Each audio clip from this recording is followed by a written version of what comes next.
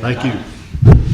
Good morning. Let's call the meeting to order, please. Today is Tuesday. It's April 24th. We're here for our regular monthly meeting. We'll stand for a moment of silence, followed by the pledge of allegiance.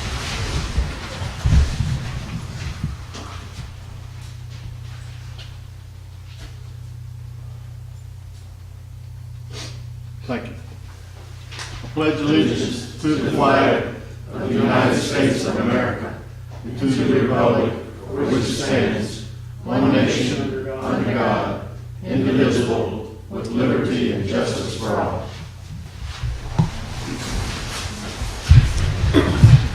Mr. Clerk, call the roll, please. Mr. McLaughlin. Here. Ms. Albrecht. Here. Mayor Kathy. Here. Mr. Wallace. Here. Mr. Putnam. Here.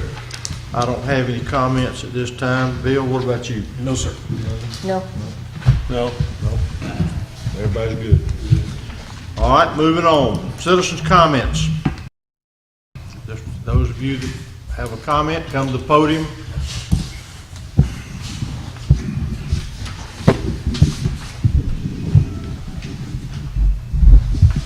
Good morning. I'm Tom Sura. My wife and I have a house on South 36th Street where we're happy to spend about 5 months of the year here at 11 feet.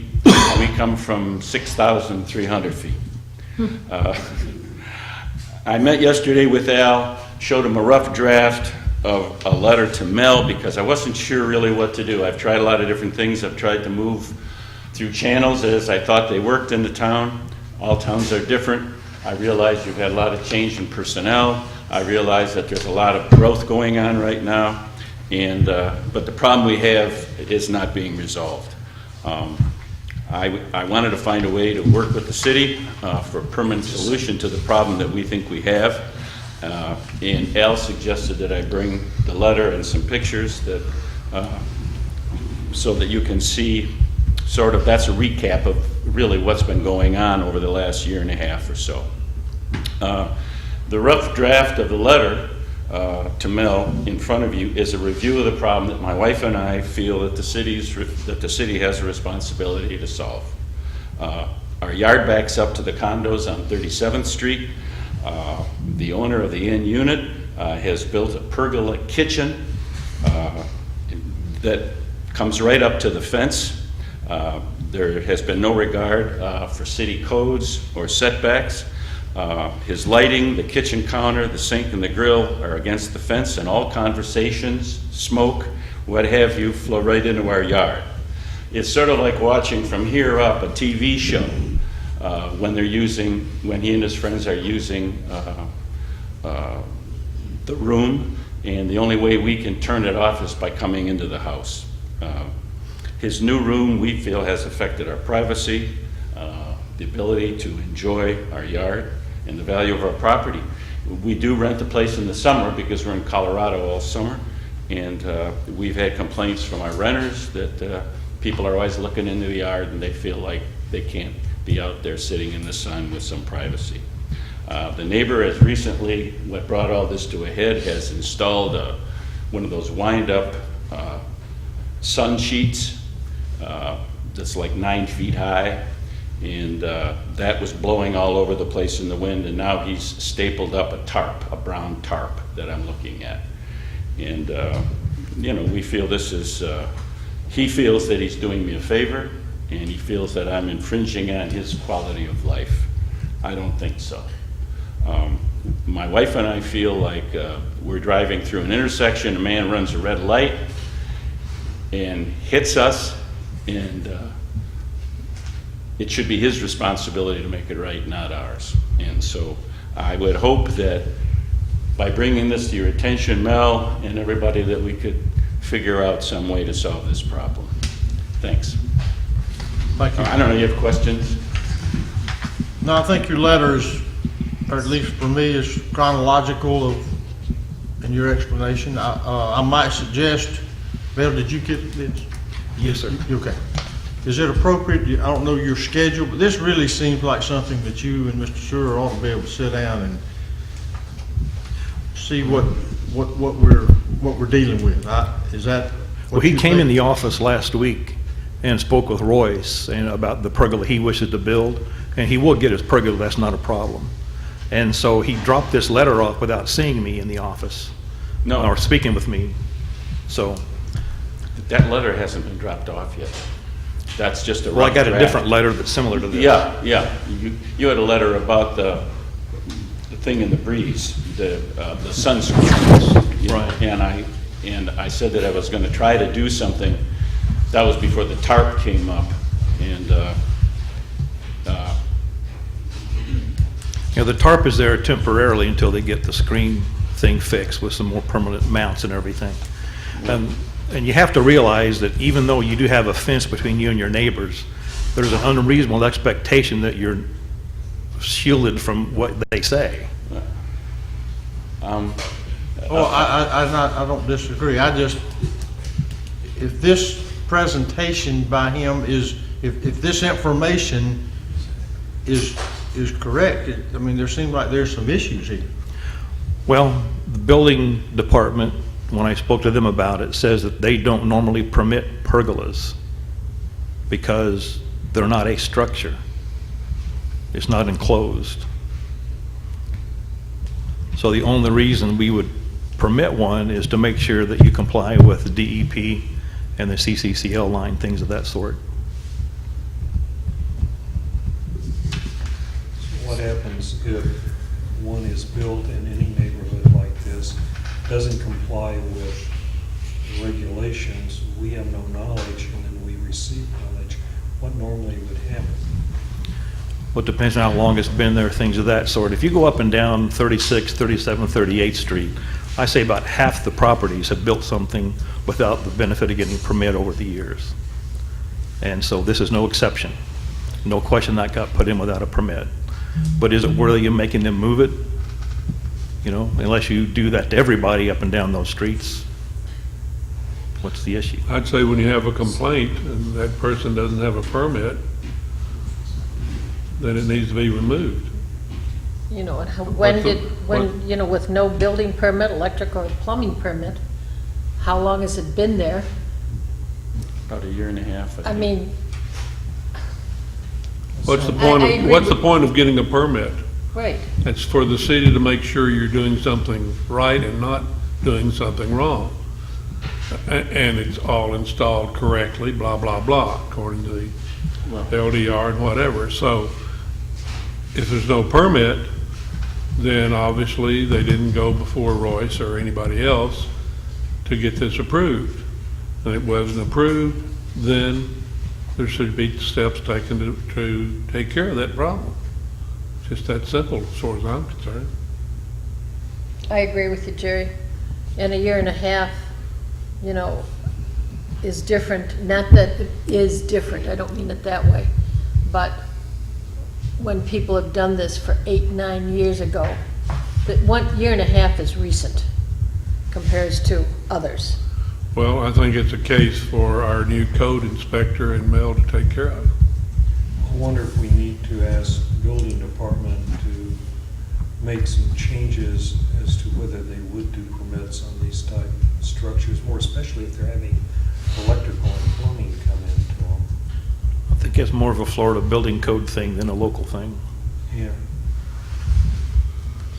So they told you they don't permit them? No.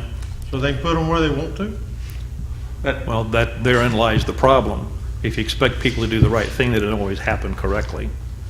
So perhaps we could make some adjustments in the building department so that they would require some sort of a development order or permit, just to make sure it's in the right locations and not But we infringing on do the agree right they of way. would have to comply with the setback. I would assume you can't just build Right. It's Something- city responsibilities. in the setback. Right. Have we, speaking of building, have we gotten anywhere with getting a request for, you know, contract, or looking at contracts or anything? I had sent out a request for some examples last week, and I was told I'd be getting some of those this week. So we'll get that, you know, once I get a couple of things off my plate, we'll get that done probably in May. Well, I suggest that we sit down with, and give him some type of where we're gonna go with this. Okay. I think that's appropriate. I don't know the answer. I'm surprised at some things I'm hearing here, quite frankly, about the permitting and who decides that, well, nobody checks to see where it is, or, so, if y'all could, I think, I would suggest that you, Mel, and maybe our new code person, even though he's so new, I'm not sure, but it would certainly doesn't hurt to Just won't throw him a get started. curveball on That's off the right. bat, but, Yeah. still, I think that would be the best step initially, and let's just see what we can come up with. Okay. Is that fair enough with everybody right now? Let's see what we can do. So the two of you can, I know you said you were gonna be here all week, so Yes. surely y'all can find the time to sit down and say, okay, here's what we got. That seems fair. Good We can enough? do it. Yes, sir. Okay, Okay, thank you. yeah, thank you. Other citizens' comment? Come forward. I'd like to offer my appreciation and congratulations to Philip and the dredging crew for the maintenance of the canal, which is the backbone of my business. Without the canal open, I have no business. They are doing a fantastic job. Philip, appreciate it. Yes, sir. Others?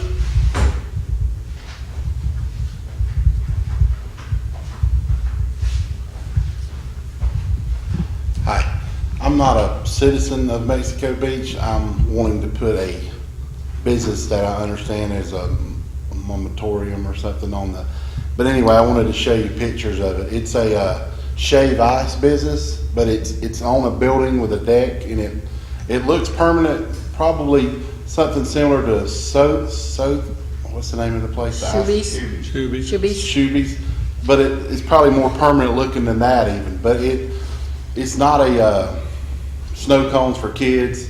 I'm in Panama City Beach. This was on the pier last year. They don't allow them down there either. But when I gave them $15,000, they said, "Sure, you can do it." But it's we want to just be here in the summertime, a mobile seasonal business that would bring in sales tax. I know you. I do this all over the state, and I've never seen a town as small as this town that has a total absolutely no mobile whatsoever. There are towns. I mean, you take Sir, New York. you need to give us your name, just I'm for the sorry, record. Eric Postel. Sorry about that. In New York City, they're the greatest city in the world. There's a mobile vending on every street corner. I don't know if any of y'all been to New York City, but they're everywhere. But this is I think this will add a lot. This isn't a kid's food. The people always think, well, this is for kids. Our business, like I'm in Panama City, there are 20 places that advertise shave ice. I'm the only person that does shave ice. Shave ice comes off a block, and we probably serve 3 to 1 adults to children. If this meeting was at 5 o'clock and I could have brought it here and gave it to y'all, I think I'd have a lot better chance of getting this passed. But I wanted to show you some pictures and just see if y'all would be, Sir, with due revisit. respect to what you're doing, there's a procedure. This, I tried that. Okay. I was told years ago that y'all had thought about not doing nothing, and therefore I wasn't going to be issued anything. So that was I didn't. but I mean, when you come in to the city, there's a procedure. You go to the building department, you go see the administrator, you set that out, whatever business you're trying to do, and there's an LDR that we go by and rules, so. And you've done all that? You've met with? No, I was just told there wasn't. There was no need. I was told there was no need to do it because it was not going to pass. That's why I was going to come and appeal to y'all to show you. Excuse me. I told them there was a moratorium on food trailers. Well, no, that was a couple of days ago, though, right? Mm-hmm. No. But Well, there is no food trade. I mean, I like it, don't like it. No, I understand that. I don't know what else to tell you then, or any of us can tell you.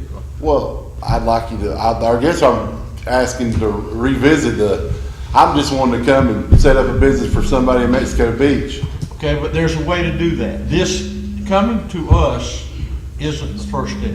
Okay. okay? All right, I'll do You can that. apply, you can make application, they can, with the administrator, the bill department, people that do, I mean, you can do those things, and if you don't like the ordinance or whatever you're told, the fact that you were told that there's no moratorium, I mean, not a moratorium, but the ordinance says we don't allow food trailers. And that's been in place since when? About a year and a 3 half. years. Year and a half, I'm guessing 2 See, years. I came about 2.5 years ago before you had that, and I was told that y'all were thinking about doing Well, it, so, they thought about it, and we don't have it. I'm sorry. okay. Thank you. Yes, sir.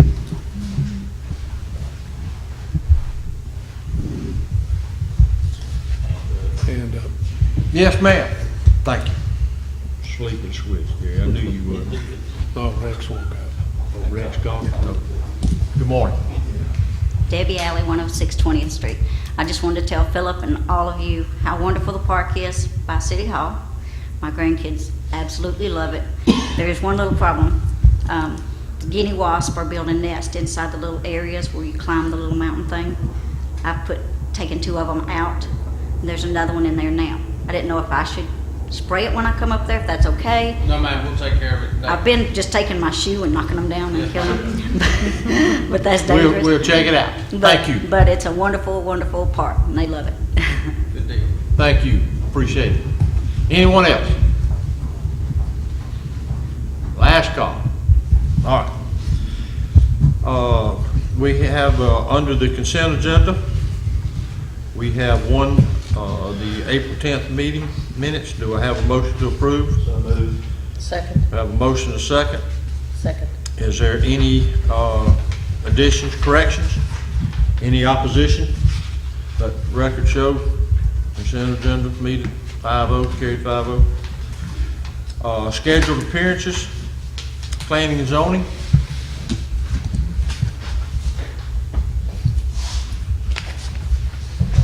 As y'all know, the Planning and Zoning Board, with the assistance of Ms. Mills Gunster, have been working on the comp plan since August. And our goal was to have it complete and have to you probably by late January. Well, we're way behind that. And we've reached one place right now where the coastal management element has to be presented to the state by the 1st of June. So what I'd like to do today is to give Alara an opportunity to brief you on the Mexico Beach vulnerability assessment she did, because it's the basis of that coastal management element, and then open it up for you to ask questions to us, because we really need to get to the state before the 1st of June. So giving you an opportunity to look at it, ask questions for us, and then have your public meeting so you can present it to the state on time. And then after that, I've got a couple more comments on the Planning and Zoning Board. So, Laura, would you like to go over the questions? Good morning. Morning. I'm Alara Mills-Gutcher, and I've been hired by you all to work on your comprehensive plan and update that. And we've been working on that for some time, and your Planning Commission has been really great in going through the elements of the comprehensive plan and providing input and encouraging citizen participation. And we've moved along, I think, pretty good, at a pretty good clip compared to some of the other governments I've worked with. They've been really, really awesome. So as you might be aware, you received a grant from the state last year in the state's fiscal year that was to help you finance the updating of the comprehensive plan. And the state has been very interested in making sure that comprehensive plans address flood peril issues. That can be sea level rise, it can be stormwater issues, it can be storm surge from hurricanes, any multitude of things that causes water to rise. So as part of that, they issued in the grant certain timelines as to when they wanted certain deliverables by. And we're currently on deliverable, we've completed deliverable 1, which was having public workshops to get public participation and input regarding the coastal management element. And just as an aside, by the way, every coastal community in the state of Florida is required to have a coastal management element. And of course you're coastal, so you have one. The second deliverable was a vulnerability analysis assessment, which I believe is in your packet, and that was completed a couple months ago, maybe 3 months ago. and delivered to the state, and they've accepted it and found it in compliance with the grant. Deliverable 3 was delivered to the state last month, and that was the draft that you have in your packet. This is the coastal management element, and it's in strike-through and underline. The strike-through is what is currently in your plan and is proposed to be withdrawn or eliminated from the plan. And the underline is what will be added or new to the plan that once you go through the adoption hearings and after it's been transmitted to the state and they have reviewed it, will be the new language. That draft version has already been sent to the state because they wanted to have it by March 30th, but it's not an official version, of course, until you adopt it by ordinance. So they received the draft by the 30th of March, which was the deadline. They had a couple comments that they wanted to see a couple changes, so we have since made those and resubmitted the draft, and they have found it in compliance. So essentially, it's a good version. It's just now you have to go through the procedure of transmitting it to the state, which is all written out in statutes. It can be a lengthy procedure, but you have to have a public hearing to decide that you're going to transmit it to the state for official review.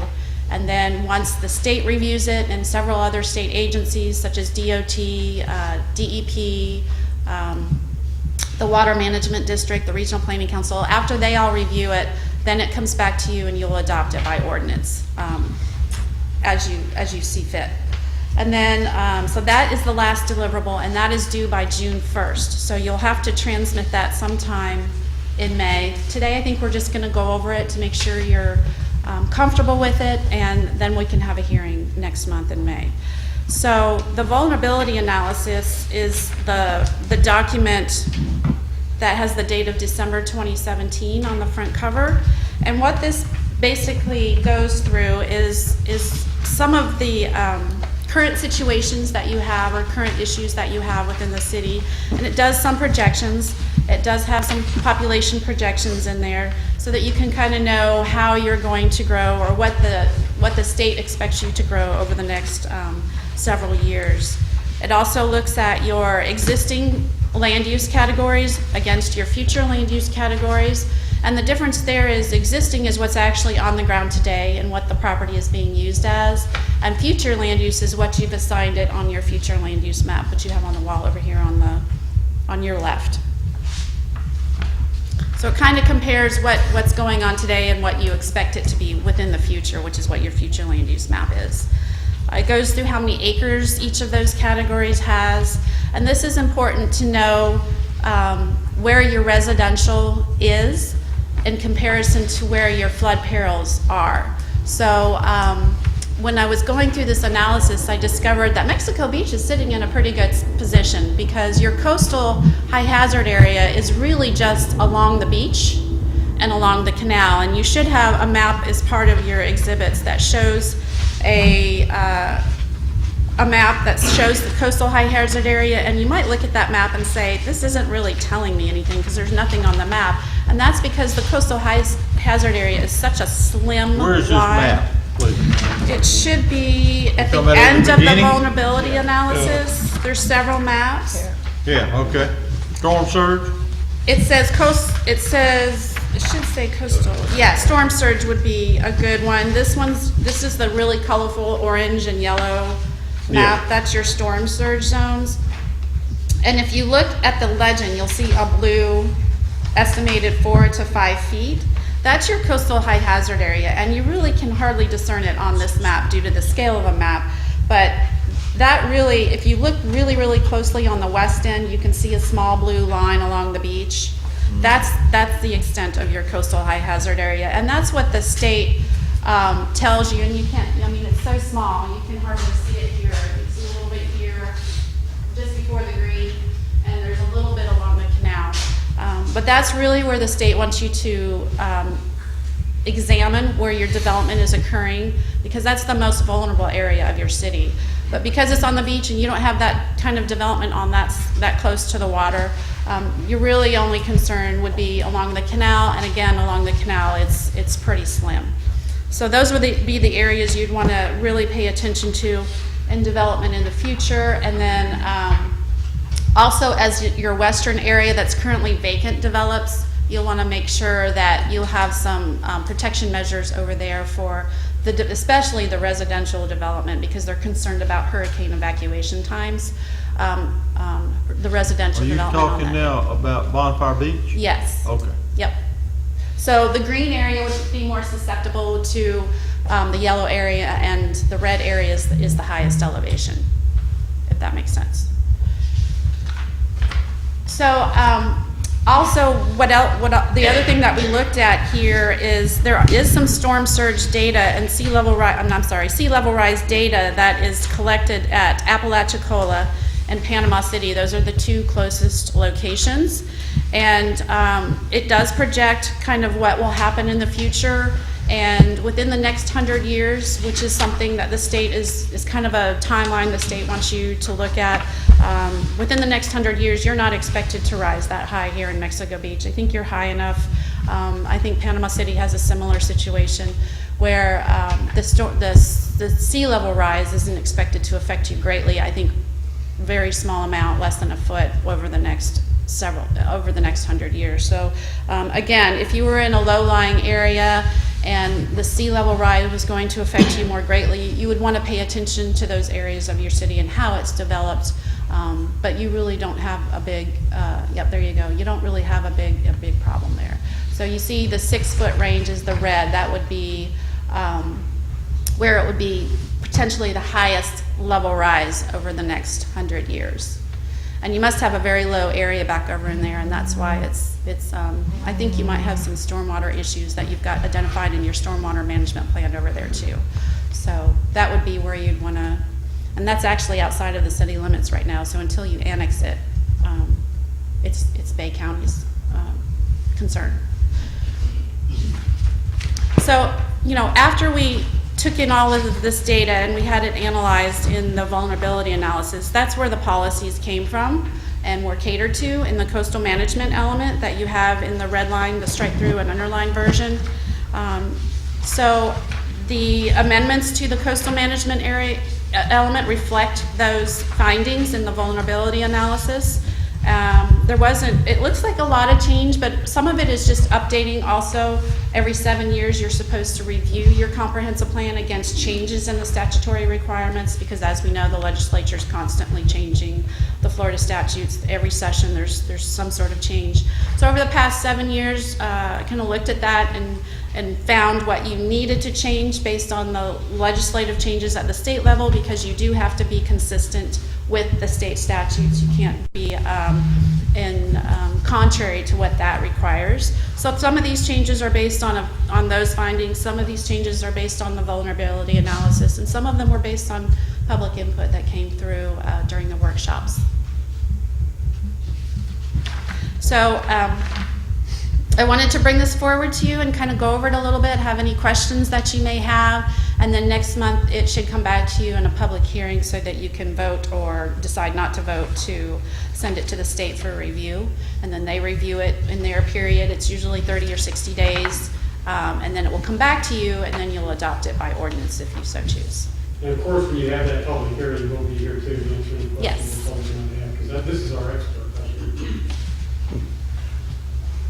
So the section that we're looking at that has the June deadline, just for my clarification, starts with coastal management element. Yes, that's correct. And it goes through just the, through where the maps. Yes, that's correct. That's right. This is what you would ultimately be adopting as the new element in the comprehensive plan. And the assessment side of this is the data. Yes, it's just the background. It won't be adopted into the plan. It's just for you to have, for you to refer to in the future. It's the backup data that they require whenever you amend your plan. I might add too, that some of those changes that you might reflect here, that some things we've actually crossed out are a reflection of restatement of state law and definition, which, you know, of course, don't need to be in the comp plan. So that's some of the changes also. Yes, I'm glad you made that point, because I think it's better to just rely on the state when they take care of permitting rather than trying to outline it here, because once the state changes their procedures, then it might not be correct in your plan. So just let them tell you what they require, and as they change, then you don't have to worry about changing your plan. You just refer to the state requirements. The only question I had when I'm looking at this, none of this has anything to do with the CCL line, or does it? I thought there was, Did I miss, well?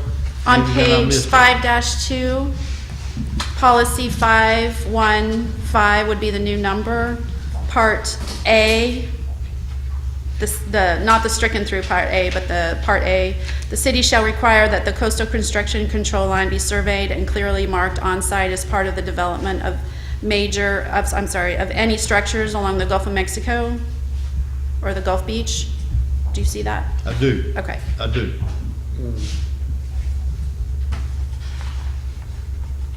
Periodically inspect, okay. And that line is on any of these maps? The coastal construction control line is not on these maps, no. Okay. Maybe that's what I was trying to find on the map instead of reading. We certainly, if that's your preference, we certainly can include a map with the coastal No, construction. I think we have one in Royce's office, if I'm not mistaken. Surely we have one somewhere. I would think so. And It's available also on the. Is it on the website? On the appraiser's website as well. It is? Yes. Okay. Thank you. Questions? What's the schedule for now, just so we get this straight? We need to have a public hearing, which would be in May. Yes, you'll need to Our have. first meeting in May? Yes, so you'll have a meeting in May, not to adopt it, but just to decide, yes, we want to send it to the state for them to review it and make sure it's all good. And I think that they will say so because they've already reviewed it as the draft and had us made a couple changes. So, but it goes to about 7 or 8 different state agencies, DOT, DEP, the Water Management District, the Regional Planning Council. There's a couple I'm not thinking of. But they all have to look at it and say, we have no issue with it. And then you get a report back. It's what we used to call the ORC report, the Objections, Recommendations, and Comments report. And if they have any objections, you have to address them. Recommendations and comments are at your discretion, whether or not you want to address them. And then you decide at a future hearing whether or not you're going to adopt by So ordinance. we'll have a public hearing on our first meeting in May. Yes. Yes. And then will we wait then till the second meeting to adopt Yes. something to send? No, so the first meeting you decide to send it. And then the second meeting you adopt, and then you do have to send it so they'll have it in their files, but it's not, it's just a procedure. That second meeting, though, is after they've returned it? Yes, that's right. Okay, so Aiden, you got that on you got, so we'll make sure and get that on the agenda. Okay. All right, thank you very Sure. much. My pleasure. Appreciate it. The other two things I have, the LDR we're working off of right now is 2007. So obviously, that needs to be updated in accordance with our comp plan. So once we know what we're doing with the comp plan, we need to start working on the LDR. And that's going to require another grant from the state, because I'd like to keep her because she's really good. You know, so I think I'd like to see the city get working on that, try and get that grant. We can get started on that thing as soon as we're confirmed with what our comp plan is going to be. And then the other issue is the actual makeup of the Planning and Zoning Board itself. We've, I guess, been active now for a little over 2 years since they reactivated the Planning and Zoning Board. No member of the board has been on the board for that length of time. We've had as few as 4 members. We've never had more than the 5 and the 2 alternates. And the problem is, particularly when we're dealing with something like this, we need to have as many minds working on this as we possibly can, and it doesn't work just to have a quorum of 3. So the more people we have on the Planning and Zoning Board, in addition to the variances and the other things we work on, when we're working on something like this, it really behooves us to have as many minds working on it as possible. So right now, we've got 5 board members, we've got 1 alternate.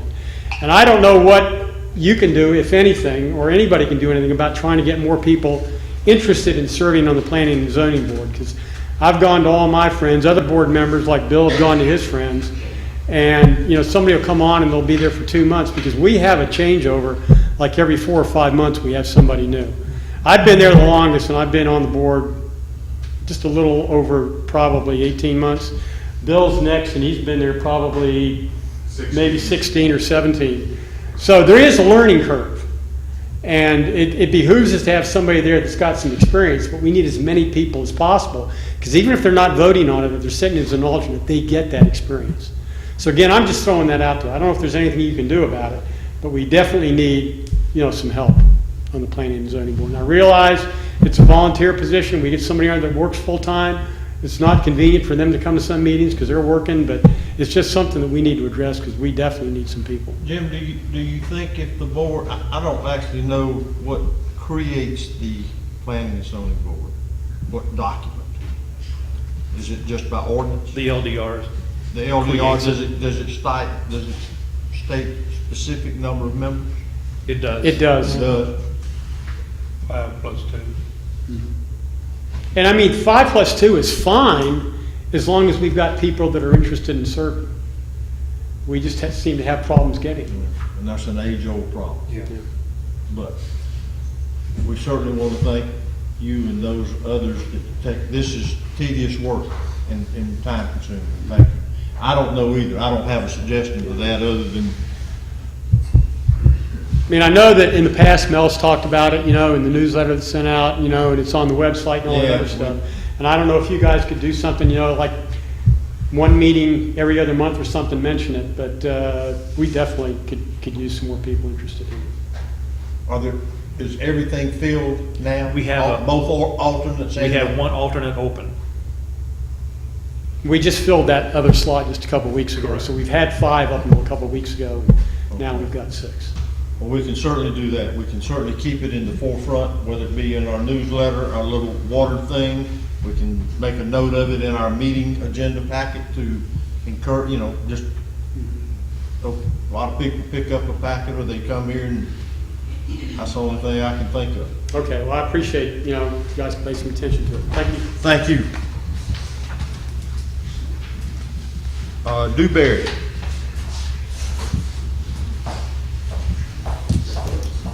Good morning. Good morning. I'm filling in for Jeff. I'm Dina Bautista with Dewberry. And really, we don't have anything new since the past meeting except for the beach renourishment. As you know, we had completed our field survey work, and now we are 50% complete with the environmental assessment. So we're on track to submit the joint coastal permit soon, and also on schedule for November. So unless there are questions, that's really my only update. I don't have any. I don't either. Any questions for any of the projects from our citizens? Dina, thank you. Appreciate it.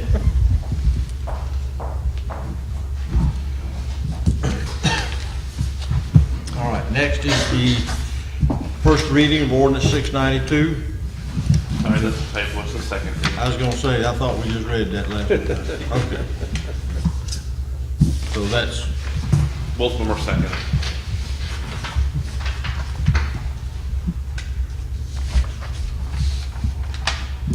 all right, do I have a motion to read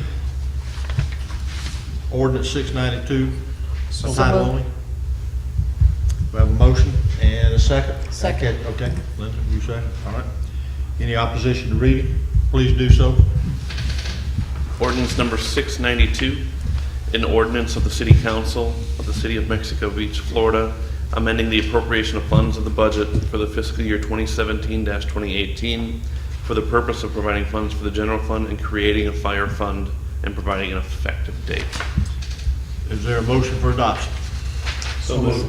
We have a motion and a second. Any discussion? Call the roll, please. Mr. McLaughlin? Yes. Ms. Albrecht? Yes. Mayor Kathy? Yes. Mr. Wallace? Yes. Mr. Puckett? Yes. Next is the second reading of ordinance 693. Do I have a motion to read by title only?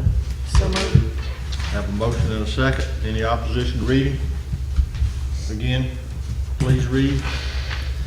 Ordinance 693, An ordinance of the City Council of the City of Mexico Beach, Florida, amending the appropriation of funds of the budget for the fiscal year 2017-2018 for the purpose of providing funds for the general fund, fire fund, and sanitation fund, and providing an effective date. Is there a motion to adopt? So moved. Second. Have a motion and a second. Again, any discussion, comments? Call the roll, please. Mr. McLaughlin? Yes. Ms. Albrecht? Yes. Mayor Kathy? Yes. Mr. Wallace? Yes. Mr. Putnam? All right, moving on, under other business. Roof bid, Yes, sir. As you can see, Mr. Simmons is called away. So we went out for bids for re-roofing the fire department. We're making strides getting it to be a usable structure again. And of course, you got to have a good roof before you can do much of anything else. We did receive 5 bids. And you can see the lowest bid was CNC Construction for $14,076. And after review the bids to make sure their math was correct and everything, we're recommending that the City Council approve CNC Construction for $14,076.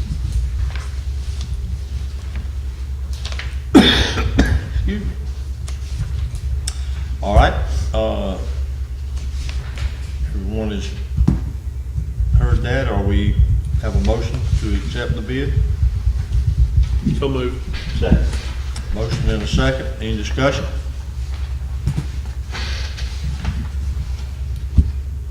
Call the roll, please. Mr. McLaughlin? Yes. Ms. Albrecht? Yes. Mayor Kathy? Yes. Mr. Wallace? Yes. Mr. Putnam? All right. Where are we? Capital improvements. Number 2. All right. Bill, what you got on capital improvement?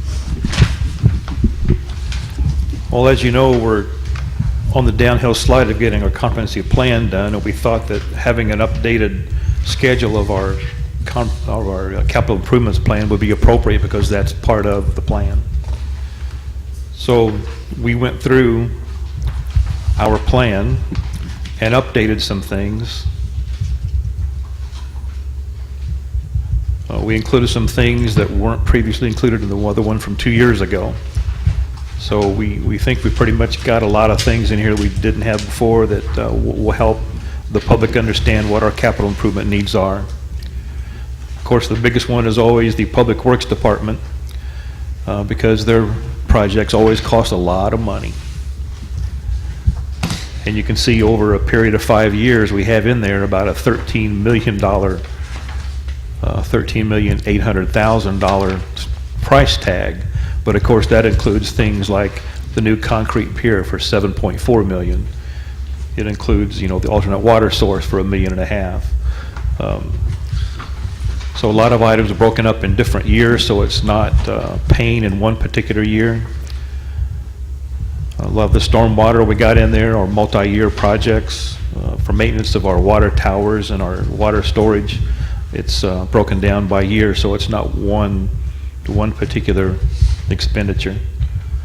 Once you get away from that to the public safety, the biggest item, of course, are vehicles, computer upgrades over time, body armor, building inspections, things of that sort. For administration, computer and server upgrades in future years, as well as the copy machine in year 4. But we're looking at hopefully a software upgrade later this year for our financial and water billing software. So that is our plan, and so I think we're just up for a first reading at this morning's meeting, unless you have any questions.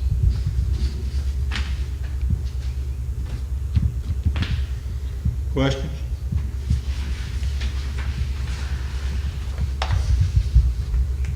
Okay. So are you assigning, you want something that assigns a number to this? Is that you're looking, I see an ordinance here, we're looking for a first reading of this? First reading, yes, sir, and Adrian will sign the number to that. Today? You don't have to today. If you want to first read it, say no. First reading today. I didn't have it ready for that, but okay. We can get it. Well, you're good at reading, so we'll give you some time. All right, let me find the number. All right, so we need in order to have a first reading of the capital plan, do we not need a number, something that identifies what we're doing? A number would be appropriate if he's got one handy. Can you give us one? 15 seconds.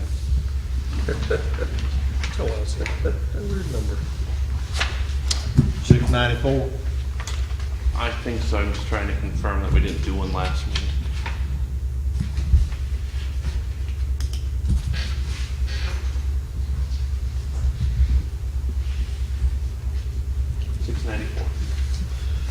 All right, do I have a motion to read order 694 by title only?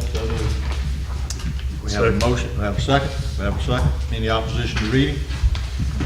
All right, please do so. Ordinance number 694, an ordinance adopting a 5-year schedule of capital improvements for the city of Mexico Beach, providing for conflict with other ordinances, providing for severability, and providing an effective date. All right, and we'll move that to next month's meeting. Okay. Mel, are you still up? Where are we? Yes, sir, we're at the accessory apartments. At the direction of the council from the last meeting, my mission was to send an email to the board members and kind of start some discussion on items to consider for accessory apartments. And I did that, and I have some results from the board, because what we want to do is make sure we're all on the same page before we instruct the city attorney to craft some language. So one of the questions that was asked was, do we need to allow detached accessory structures for habitation? And without question, it was unanimous to say yes. But there was one respondent who said they would rather that they not be for rent. The other question was, should it pass building code inspections before habitation is allowed? Without question, everyone said yes. Are there time limits for the length of stay, if any? We had 2 that said no limits at all, another one that said no short terms, another one that said short term only. So a little bit of a unconsensus type opinion on that one. The number of units allowed, unanimously just 1 living unit. When it comes to the size of the structure, our LDR currently says that an accessory structure cannot be more than 75% of the size of the principal structure. Everyone is comfortable with that standard. And should we grandfather the current structures that are out there? There are some opinions that say yes, but they say after passing the inspection for code conformity. Other comments, in addition to the questions that I threw out, is make sure they register with the city, make sure they got the proper permits, make sure they take care of parking and trash and occupancy restrictions. One said no full kitchen involved, and that in order to have an accessory structure, you have to have a primary dwelling unit. So with that, I had the occasion to speak with our city attorney last week about this, and he kind of wanted to know what direction we were going with this. He came up with a suggestion that I told him to go ahead and proceed, which was request an Attorney General's opinion, which will take about a month. The opinion is, if we were to say that detached accessory structures are not allowed, and knowing that we can't restrict renting in the state of Florida because the state took that away from our authority, if we were to say any accessory structure is not allowed, then does that mean that we are then saying you can't rent them? And so what he wanted to do was get a clear opinion from the Attorney General that we wouldn't be in conflict with that state statute. So he's applied for that, and so we'll await what the answer will be in the future on that. Any questions on anything at this point? Now, clarify that again. The opinion that we're seeking is if we allow accessory structures habitable, that we can restrict them from being rented? Did I follow that? Well, the question is, can we restrict the rental of it? Okay. That's what he's getting. The general's opinion, because we can't restrict in the principal structure, but the law is unclear whether that applies to the accessory structure. He wants to get that clarified. All right, anything else we want to add to that list, or comments to that list? You know, I just noticed that it says in the LDR, the homeowner may live in the accessory apartment unit or in the main dwelling unit. But right now, the accessory structure that you live in has to be in the principal structure. And let's use Linda Albrecht as the example. She came before the council years ago to get approval to rent out part of her home. And so once she got that approval, she could have lived either in the upstairs or the downstairs, is what that means.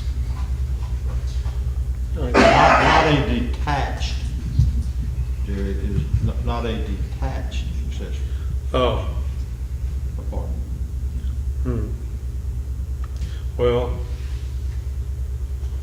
I still like the idea of people being able to do what they want to do on their own property within reason.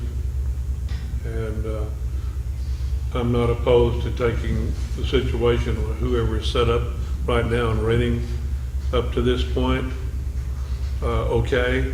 And in the future, people with accessory apartments can use them for family members, whatever, and may not be allowed to rent them. It'd be hard for us to enforce that, but I think that's the situation that I see. And I don't see any problem with accessory apartments for family members and God forbid mother-in-laws. But and that's been a case before that we did not allow that. No, but we're saying now we are. It seems there's a consensus to do that. Whether or not we want to rent them or not, maybe still is contentious amongst this table. But if we can't restrict it, which is what I understand we're gonna at least get an AG opinion on it. That'll be our answer. Then we can that'll answer that. Yeah. So we should get that in 30 days or so? That's what he said. It'll take about a month to get that back. So we're good with where we are and where we're moving? Sure, we're Okay. moving forward. All right. Yes, question. Yes, please.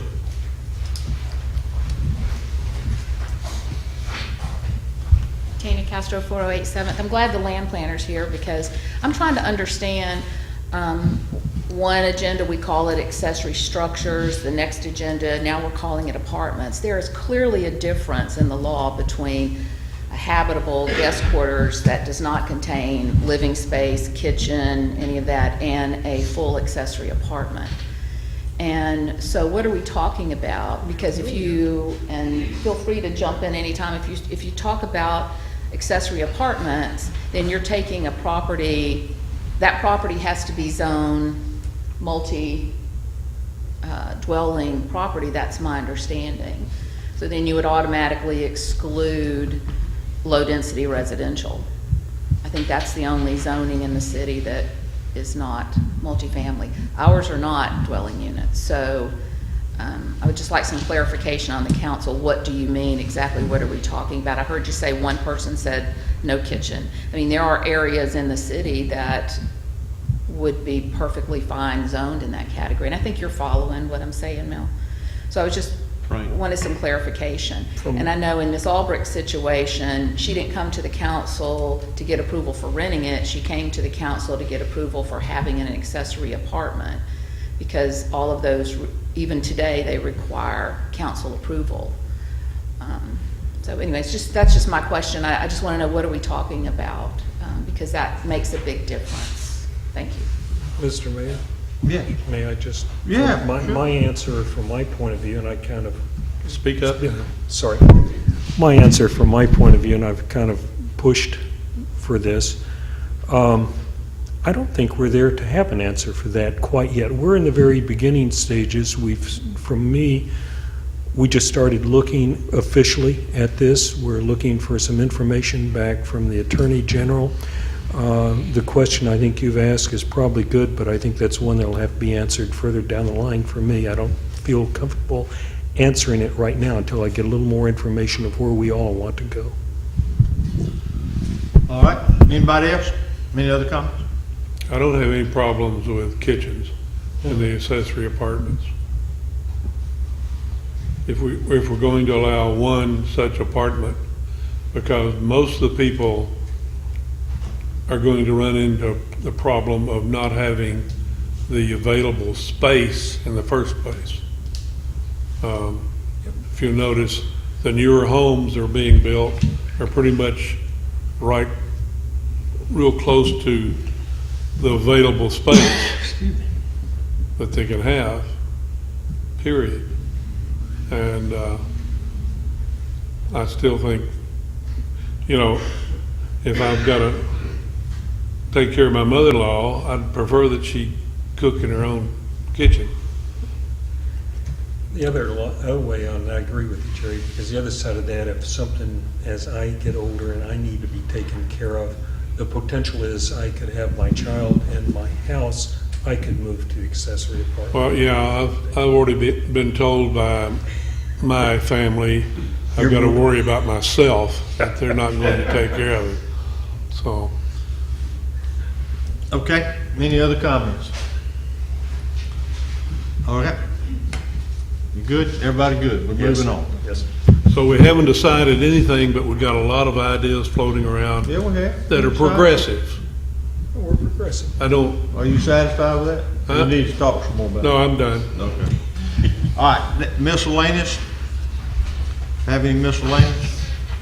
The only miscellaneous that I have, I realized before the meeting that I didn't send Mel all the information that I had on the attachment, but at the last meeting, or maybe even the meeting before that, there was some information given about filling in the moat, quote, around the park.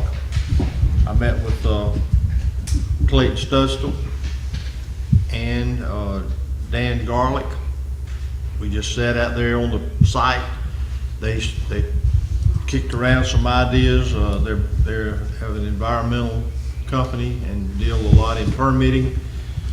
Very highly recommended and well thought of business in the environmental field. And they sent up me some information about what it would take to start that process. And I will, when I get it through today, I'll make sure Mel gets it. I sent him the email, but I didn't send him everything he needed. And then from that, you can disperse or bring it up, and you may have some questions to deal with them, but that's where we're all with that. I did speak with them, I did meet with them, and just like anything else, if you got enough money, you can do it.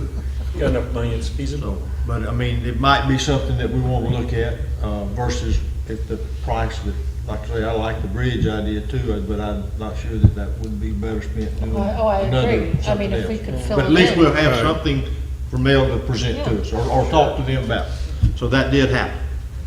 So the only problem is we have to fill it with the material that they say it It's must called, be filled it's with. called, yeah, it must be clean. Yeah, only 35 lawyers in the bottom, I think that's all. Is that plain, Jerry? Well, if you cover them up quick. I think we need to move on. Yeah. All right, any other miscellaneous, Chief? You want to follow that? Nope. In the past week and a half, 2 weeks, we had a rollover coming into town last week. 4 juveniles were involved. Speed and inattentive driving was the main cause. The streets were blocked for about an hour coming from the base and coming from St. Joe. 3 of the juveniles, all 4 juveniles were taken to the hospital. 3 were released that evening. One was released the next day. I made contact with 3 of the parents, and the juveniles are doing fine. The car was totaled. We've had a few arrests for the past week, predominantly from traffic stops. Majority of them related to drugs. Our citizen contacts are up. We've had no major complaints. We've had a few animal calls of dogs on the beach. The department was recognized by Mothers Against Drunk Driving for their efforts to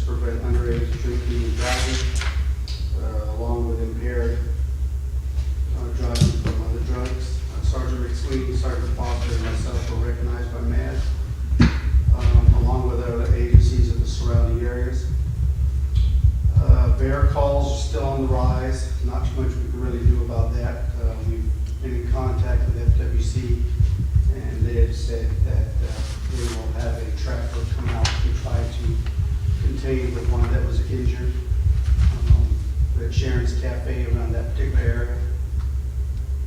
The triathlon's coming this weekend. They're gonna start setting it up Friday, so it'll be this coming Saturday. And starting April the 30th, being next Monday, until May the 4th, myself and the captain will be on standby pending a trial for the attempted murder case that we had here about 2.5 years ago. So the captain and myself will be in and out of the city at the court's discretion. And we had a residential fire last week. I'd like to recognize volunteer firefighter Nathan Yaruso for doing that little extra. The actual fire was between the stucco wall and some concrete, and it continued up. Fortunately, not going into the residence, but the homeowners were extremely appreciative of the city having an active fire department and Nathan Russo's continued efforts to make sure that he did not leave until it was completely controlled and make sure it didn't go anywhere else in the house. And that was over there off of Oak Avenue. But other than that, it's within reason, pretty pleasant. Question for the chief? Citizen? Thank you, sir. Yes, sir. Thank you. Anything that Danny would have to report on? Only thing I'll add is something he mentioned at the last meeting that kind of went unwelcome. I mean, not unwelcome, but there was really no comment about it. But, you know, right now we are a rating of a 10 when it comes to our fire department, but it's unpublished, so we're not legally a 10 until it's published. So what he did, he's called the ISO upper echelon, let them know we're following through with our plan of recovery, and that when we do get published, we will be a 6. So our plan is successful, it is working. There's a chance we could go to a 5, but I think a 6 is pretty awesome at this point. You know, for all the consternation we had about the effects of the 10 and everything, getting a 6 is pretty welcome. Just wanted to mention that. Thank you. Phil?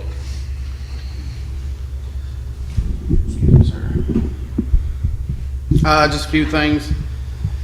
The fish cleaning station down at the boat ramp, we're moving along with it. Got the concrete poured, water ran, all that good stuff.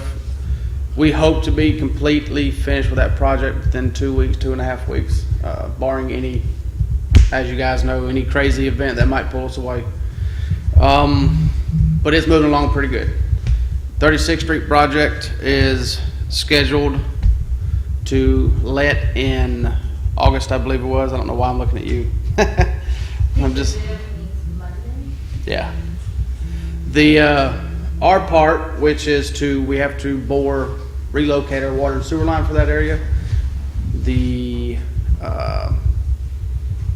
bid runs out the 30th of April, and we currently have 2 companies, GAC and West Florida, I think it is, Construction, who are interested in helping us out.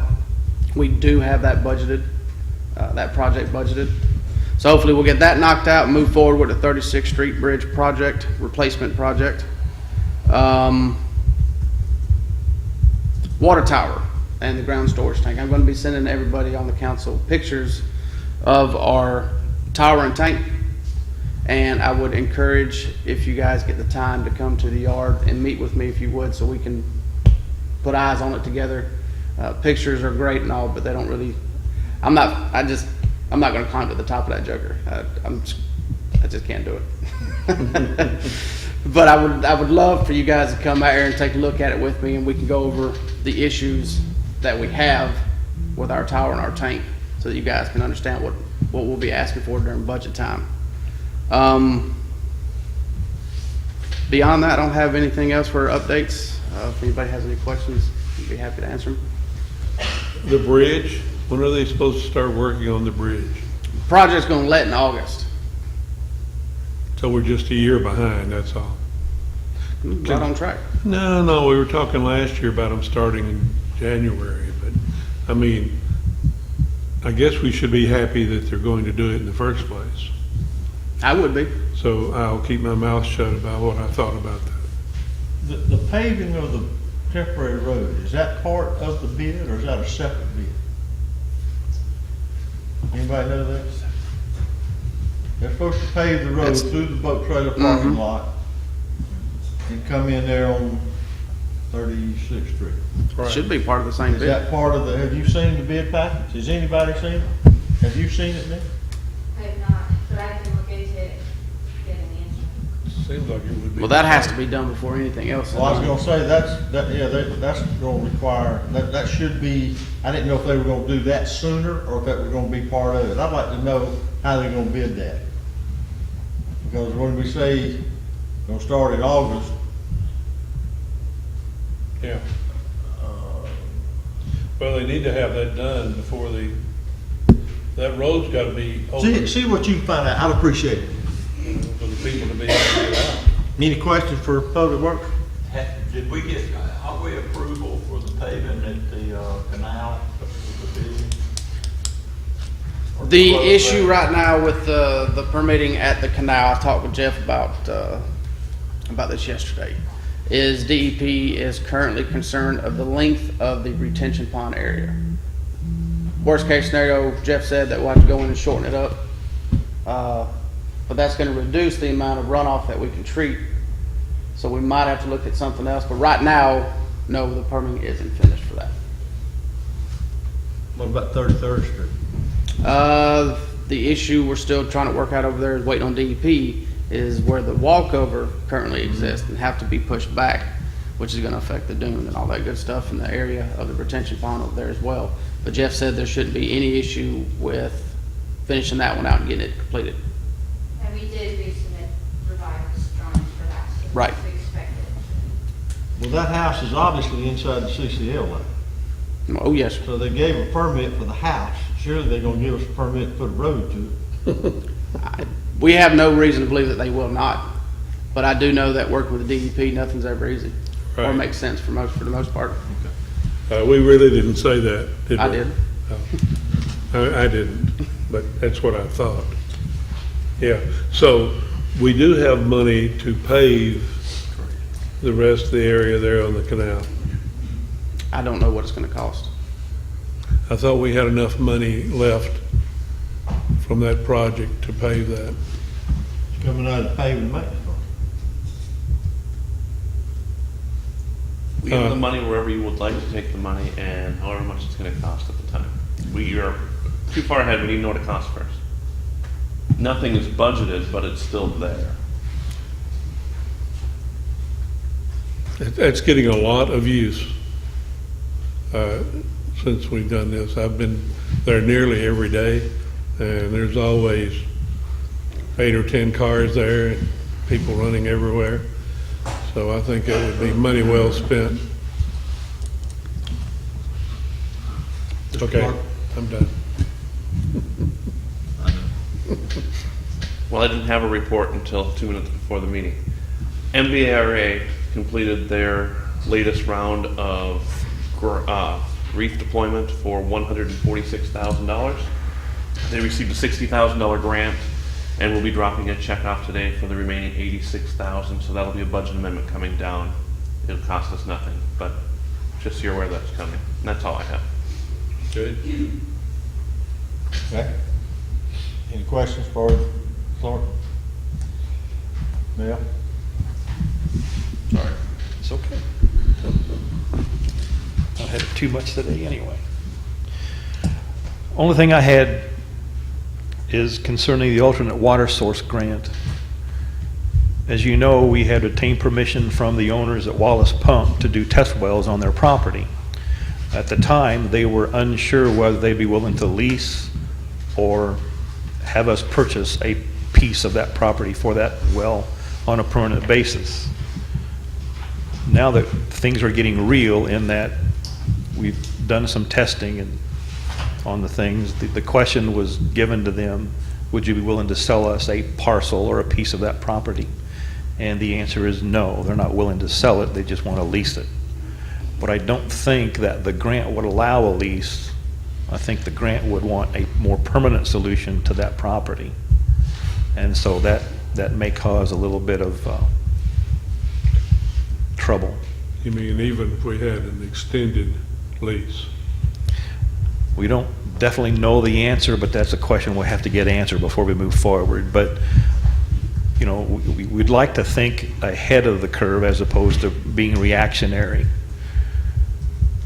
You know that the yard for the Public Works Department is not near as big as it really needs to be. There's a lot of equipment that, you know, could be put elsewhere. You know, if we were to approach the St. Joe Company to let them sell us maybe a couple acres on the north side of the Public Works, that would give us an overflow place for some of the equipment. That would also be a place where we could put the test well, and we would own it. So I'm not looking for a decision or even conversation about that, but just think about that. That's a good idea. It might be something we want to pursue. Is that still an active drainage ditch? I haven't been back there in years. Active meaning, is it functional, maybe a better word? Never mind, you already answered. Mayor, it's so overgrown and full of everything under the sun, to call it functional, I would say no. Because that's the only place we got to go. Oh, we're not talking about filling that ditch in. No, I know, but I mean, I was just curious if it was functional, that's all. Yes, sir. I knew it wouldn't. I'd love nothing more than be able to go through there and clean that ditch out and cut it all back and all that and clean it out and make it a functional ditch, but it would Is take the a while. ditch on our property? Is it, or do we know? It's partially on ours, partially on Okay, St. so Joe's. it's, Yes, sir. Shared, shall we say. all right. That's all I have, Your Honor. Thank you. Any questions for City Administrator? No. All right. Any announcements? Motion for adjournment? So moved. Thank you everyone for coming.